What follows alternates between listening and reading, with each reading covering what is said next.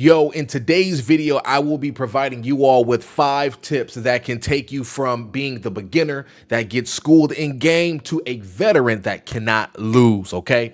If you end up finding value in this, be sure to body slam that like button, subscribe for more finals content to come in the near future, and leave me a comment telling me about your favorite candy. Sour gummy worms are mine, and they are elite, all right? Anywho, let's go ahead, let's lock in, and let's talk shop, shall we? The first tip I want to provide you all with is this.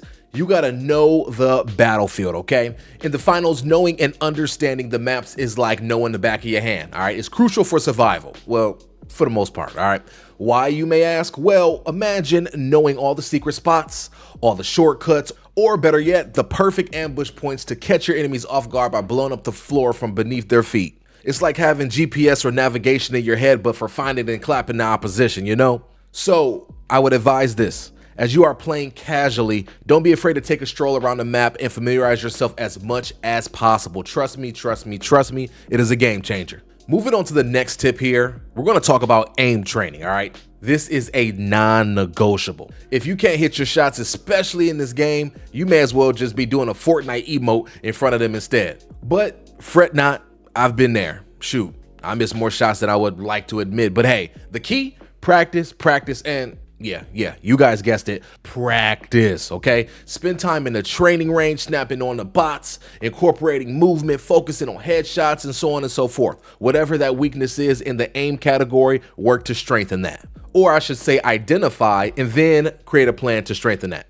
After committing to that for a while, you will be in the best position possible to hit your shots and win those gunfights. Big trust. Tip number 3, it's all about playing hide and seek, but with guns. Well, kinda, okay? Using cover effectively in the finals is like having a cheat code in your back pocket. You pop out, you take your shots, and then you drop back in the cover before they even know what hit them. It's like playing peekaboo, but of course with higher stakes here. And remember, these environments are destructible. So in some cases, you can create your own cover out of nothing. So there's no reason in the world you should ever be caught out in the open booty butt naked. If you are, you're doing it wrong. Jumping into tip number 4.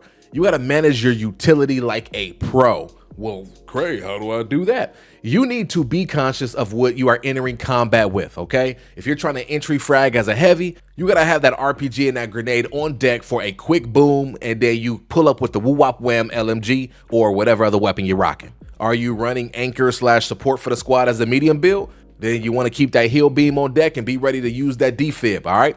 Remember, these are your lifelines in game, and sometimes your get out of jail free card.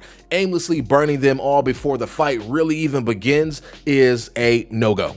It's kind of like showing up to a party, everybody's expecting you to bring the chips for the dip and realizing, forgot the freaking chips, bruh. Come on, man. So always keep an eye on your utility in between scuffles, communicate what you got, and you all can be the last one standing more often than not.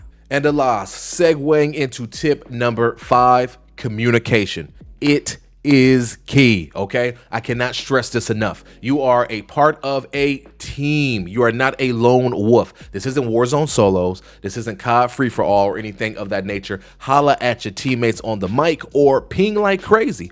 Although the ping system is not as robust as Apex's, but you can still get your point across here. This way, your attacks can be premeditated for the best possible outcome. Also, you can warn squad mates about enemy positions, which could possibly turn the tides of a scrap. You know, it's like being in a group project. You might not like exactly who is in your group, but you gotta rock with them to be able to ace that project, you know? Plus, it's easy to overlook people that you don't rock with when y'all catch the W, you know?